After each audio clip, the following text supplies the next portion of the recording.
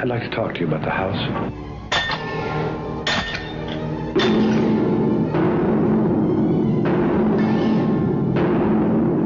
Did you die in this house? How did you die? Whatever it is trying desperately to communicate. What is it in that house, Claire? What is it doing? Why is it trying to reach me? All right, time for another movie review. I'm actually really excited about this one. Yeah, this is another forgotten classic. Yes, The Changeling from 1980. And this is a really good movie, actually, and it's forgotten, basically. Yeah, it is. It seems to be very underrated. Like, it does turn up on, kind of experts' 100 best horror movies and stuff. Most of the lists I've seen of 100 best horror movies have this on it. But I do feel like a lot of people haven't seen it. Now, I saw it, I probably saw it on cable. It came out in 1980, so it was probably on cable in maybe 82, 83, which I think is when I saw it. And I remember being really, really creepy because, and I'm sure I've mentioned this on other movie reviews, 70s and 80s haunted house movies, actually just any creepy old school haunted house movies, that is like my favorite horror subgenre. Yeah, if it's done right. If it's done right. Yeah, like I especially like ones that are very subtle, that are very atmospheric. Right. One of my favorite horror films of all time is The Haunting from 1963, which, like I said before, it's scary because it doesn't show anything. It's all suggestion. And this is another one along those same lines, which is probably why I love it so much. It does show things, but it just shows you just enough. For people who like paranormal, this would be a really good movie for it because it involves parapsychology, seances, EVPs.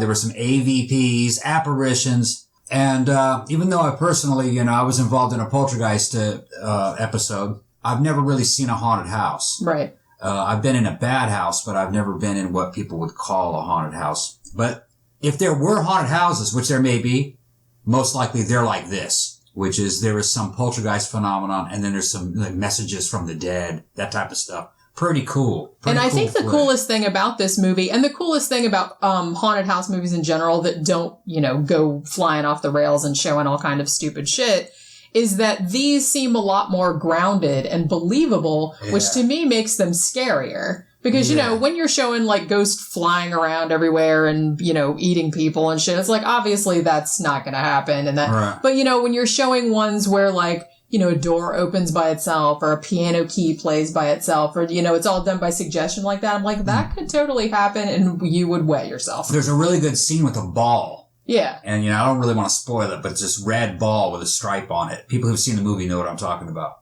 That scene with the ball reminds me a lot of Mammoth Mountain Poltergeist and Scene of Poltergeist. Yeah, it's that type of thing. Right. That's what a poltergeist is like. Yeah. Except faster.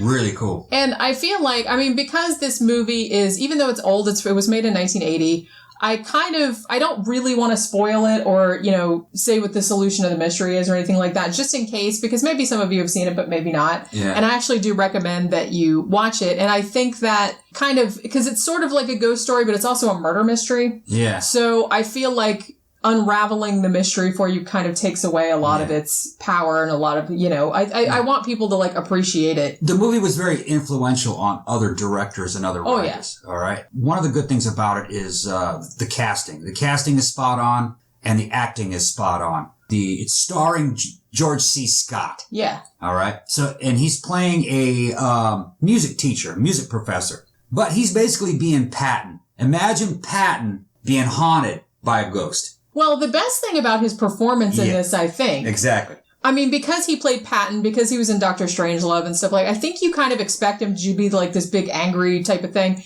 And I think it's cool that he doesn't really do that. No. But on the other hand, he doesn't get wigged out by the haunting. Yeah. Like he's kind of like disturbed by it, but he's very proactive. He's like, okay, well, obviously this is a ghost. Obviously they're trying to tell me something I need to figure out. I need to get to the bottom of it. Yeah, he takes up the mission on trying to figure out what this ghost wants. But what was really cool is when he finally sees the apparition, well, not finally, he sees the apparition pretty early on. It scares him so much that he nearly faints, but he overcomes his fear after that. He's not a cowardly guy. He's, like I said, he's like a brave Patton type motherfucker trying to solve this problem or solve this quest that a ghost has put him on. You'll see. Yeah. It's a really good movie. Yeah, I mean, and the whole premise of the movie is, as I said, George C. Scott, he plays a music professor, composer. Yeah. Now, at the very beginning of the movie, his wife and daughter are killed, like, in a freak road accident when they're on vacation in upstate New York, all in the snow and stuff like that.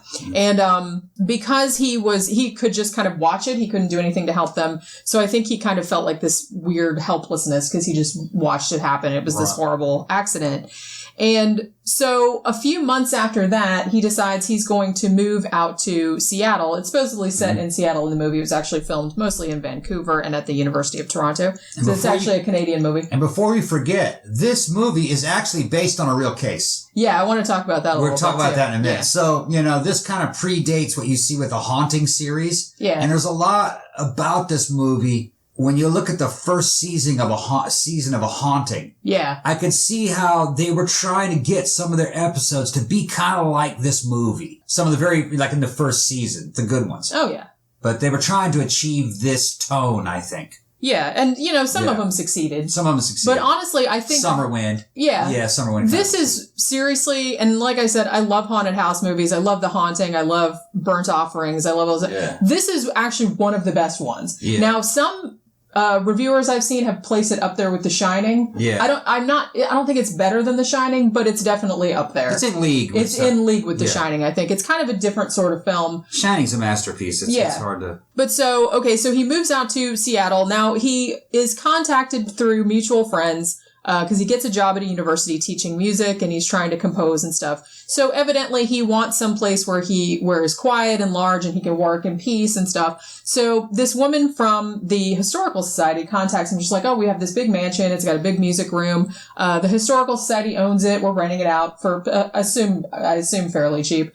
And so he goes and moves into it. Now, interestingly, Trish Vanderveer, who plays Claire, the woman at the Historical Society, is actually George C. Scott's real-life wife. Okay. They married in 1972, and they were married until he died in 1999. So there's kind of like... It's not really a love interest relationship. It's a little bit like that. Yeah. But they're more kind of like they strike up a friendship, and she helps him investigate because she works for the Historical Society. She's only worked there for about a year, so she doesn't know a huge amount about the house. But he gets curious about it when he has all these... at first subtle paranormal manifestations happening. Yeah. Now one thing about this house is gorgeous. And it's huge. And we watched it. We were like, where is this house? I was like, I want that. Man. And then after the movie was over, we started doing research on this show. And it turns out that was a set. Yeah. And that the front of that house was just a facade. Yeah. The outside of it was a facade built over a modern house. You would never know. The inside was an interconnecting series of sets. And you would in never, Vancouver. You would never ever know that wasn't the real house. No, I was absolutely floored when they said by that. And here's another weird thing about this movie. As great as this movie is, it only cost $600,000 to make. I couldn't believe that either. That blew my mind. Yeah, the score's badass. The sets are badass. The writing and the story's really cool. By today's standards, I think teenagers would say this movie's kind of slow. It's a slow burner, as they say. But they would say that The Shining is slow, too. All right. So, The Shining is slow, but the thing about that movie and the thing about this movie is that you're so invested in the characters and you're so intrigued by what's going to happen next. George C. Scott brings it in this movie. Yeah. He really makes it happen. They slowly ratchet up the tension on you in this movie. He's really perfect in this role. I mean, I think he lends the movie a lot of gravitas. That's one of the things I like about this movie is that, and you saw this in a lot of 70s haunted house movies, parapsychological type movies. It's taken very seriously. It's not treated as a joke. It's not treated like as a lark or anything like that. Like no one really makes fun of him or anything. And he takes it very seriously. I mean, obviously he's skeptical at first. You know, because at first he's just hearing these banging sounds. He's like, oh, maybe it's the plumbing, maybe it's this, that, and the other thing. But as time goes on, he seems to just accept, okay, this is a spirit. It's trying to tell me something. What are we going to do about it? So he's very matter of fact. Yeah, and it's a note else is funny though. Now that you bring up like the parapsychology angle and how this movie unfolds, you can really see how this movie influenced the movie Poltergeist. Yeah. That Poltergeist, in a way, was kind of like a knockoff of this movie. But instead of it being a slow-burning mystery ghost story, Poltergeist was an action flick, action adventure type flick. So, but you could see that I could see a lot of Poltergeist in this. Do you know also, and a little more recently, something that a movie that was really influenced by this was Insidious. I didn't see that movie. Oh, it's actually not bad, but but you can really tell that it was influenced by this movie. And there's it's funny because maybe watching it now, because it's kind of been, I don't want to say ripped off, but, homaged so many times that now people will be like, oh, well, this, that, and the other thing. But it's like, this is kind of the one that did a lot of those things first. Yeah. Some of the best scenes about it, I gotta say, like I said, the interior of the house, beautiful. I wish it was a real house because I want it. Right. I don't care if it's haunted or not. And no spoilers, remember, Jenny. No spoilers. No, I'm not gonna spoil anything. Right. I was gonna say, actually, one of the best things about this is what really makes it creepy is the cinematography, the camera work and stuff like that. It's really cool because the director, who was Peter Medak, and I want to talk about him a little bit, too, because he had kind of a weird, idiosyncratic sort of career. He shoots the film almost as though it's kind of like from the POV of the spirits, maybe, but not in a real overt way. Right. Like, he does, all these long tracking shots, down these creepy halls and all of that kind of stuff. And it's really effective. There's a lot of scenes, looking down on George C. Scott from, way up on the third floor staircase and things like that. And it's really, it really, brings a really creepy atmosphere to the whole, it's very claustrophobic, this sort of claustrophobic house and all the stuff that's going on in it. And, I think another one of the best scenes that I'm particularly thinking of that, Insidious kind of paid homage to was the seance scene. Now, the weirdest thing, and I think I mentioned this on another review that we did, for some reason, something that creeps me out a lot is people's voices. If people's voices have a really flat affect or if they're talking normal and then their voice suddenly changes. Yeah. Like in The Shining where the kid's rah, rah, rah, rah, that freaks me out.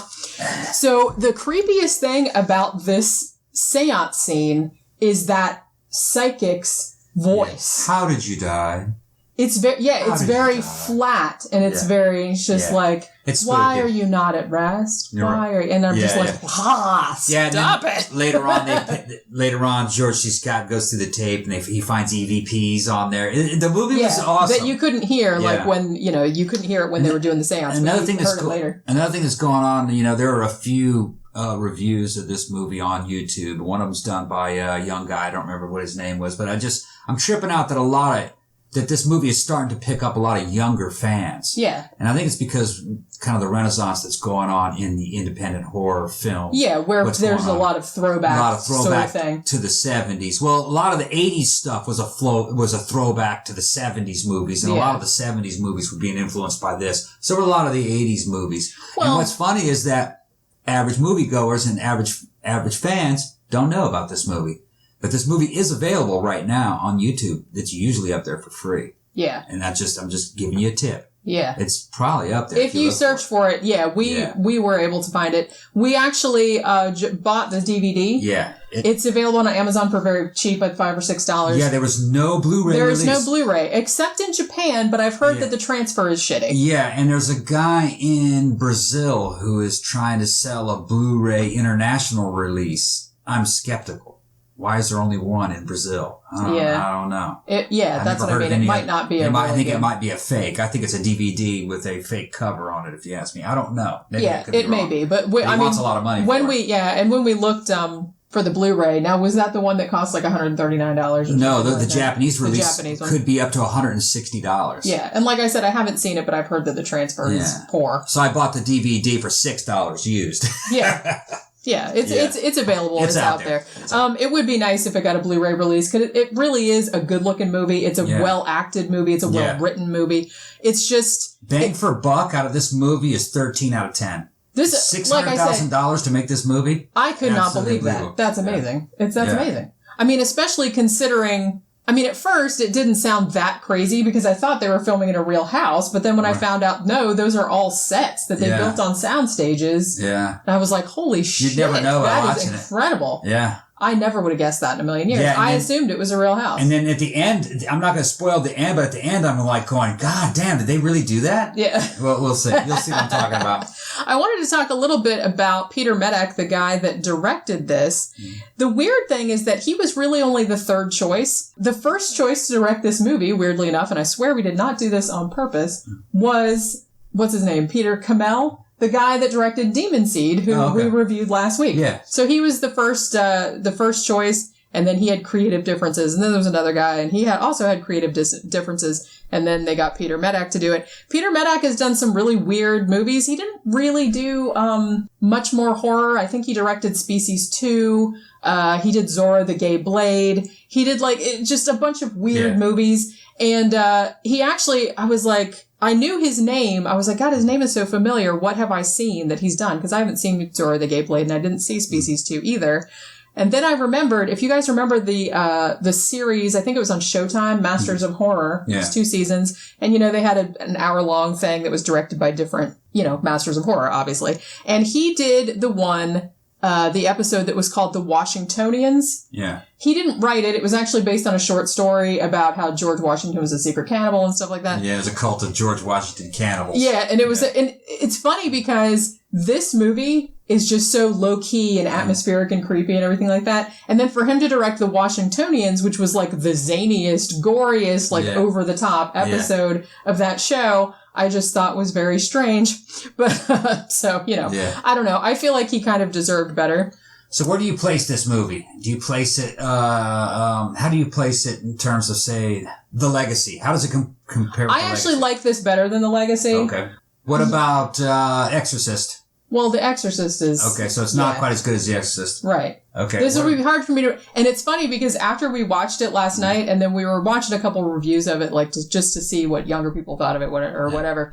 And then one of the guys who had done a review of it, him and his friend had done this 3.5-hour podcast about... They had taken the Time Out London list of 100 best horror movies, which are actually voted on by different writers and directors and everything like that in the genre.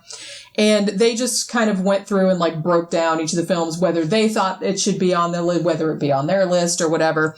And I actually sat there and watched the whole thing, or listened to the whole thing. They didn't annoy me until later because it seemed like a lot of the movies they hadn't seen, which to me seemed kind of dumb. I've seen probably about 95% of the ones that were on that list, and they had seen maybe 60% of them. And there were some that were kind of that they really didn't like, that I didn't get why, and stuff like that. The Changeling was on that list. I believe it was number 29 or 30. I seem to remember it was right in front of Videodrome. Okay.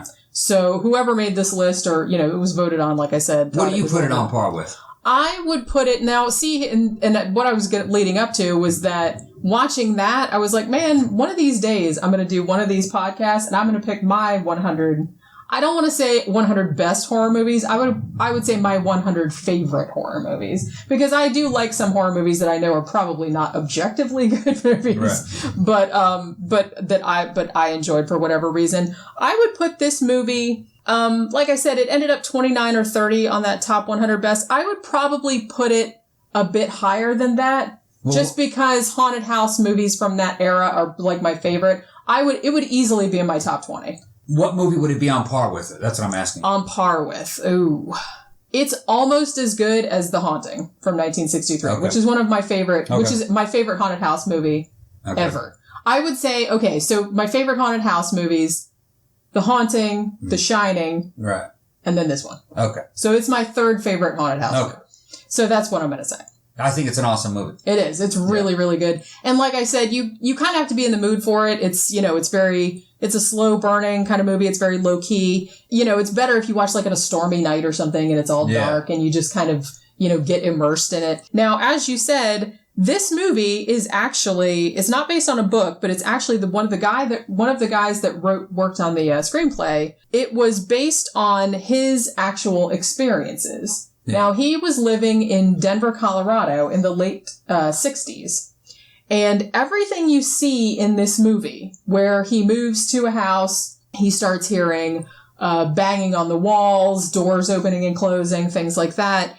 And then he finds out that, the house is haunted by this boy that was murdered, and that, everything, I'm not going to spoil, but everything that happens in the movie, like, finding the attic that's closed, like, behind the closet and everything like that, he claims pretty much what happened in the movie. He had the seance, everything, is exactly what happened to him. All right. Now, it should be noted that, I don't know how much corroborating evidence there is for this, about the haunting, about the seance, about the murder, anything like that. But if you watch this movie, that is pretty much exactly what he claims happened to him in real life. Right. Well, also, another famous movie that's based on a real case, kind of from this era, would have been Amityville Horror. And I always remember really liking Amityville, but having watched it again several times recently and over the past couple of years, when you look at Amityville today, it looks like a made-for-TV movie. And it does, And I don't really find it scary.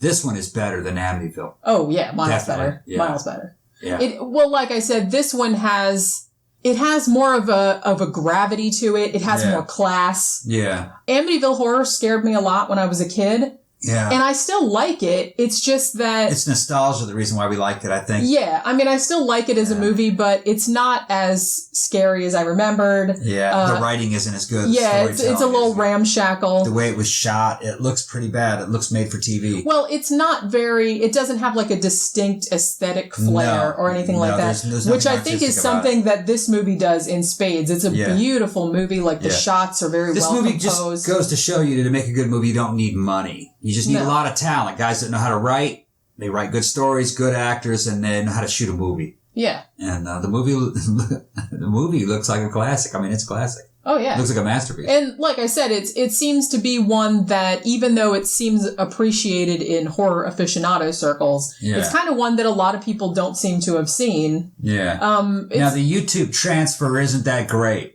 It's okay, but... The DVD's going to be a lot better. Yeah, we just ordered it after we watched it last night, because Now, you had seen this movie. I've seen it before, yeah. I thought you had seen it, but when we were talking about doing this for the show, because I was originally, I was going to do Ghost Story, and we are actually going to do that one. I've had 2 requests for that so far, and I've been wanting to do Ghost Story. It was already on the list, because I really like that movie, and the book is really good, too. And I ordered a bunch of movies here the other day, so The Brood is in there, so you guys get yourself ready. Yeah. This movie, I kind of feel like this movie and Ghost Story are kind of similar. Melvin Douglas was who played the senator in, The Changeling, was also in Ghost Story a year later. Then that was actually his last movie. And it's a similar kind of vibe. I actually think this one, I haven't seen Ghost Story in several years, and I actually really like Ghost Story, but I think this one I would give the edge. I think I like this one a bit better. The interesting thing about this, and I did not know this, I just discovered it while I was researching this movie, is that in 1987, there was an Italian made-for-TV movie that was directed by the infamous Lamberto Bava.